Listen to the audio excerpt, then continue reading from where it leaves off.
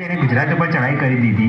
આ આક્રમણની પહેલેથી મળેલી માહિતીના આધારે નાયકા દેવીની સેનાએ ગુજરાતની રાજધાની પાટણથી દૂર આબુ પર્વતની ચઢાઈ. નમસ્તે. અમે વીર વિરંગાઓના વંશજ છીએ.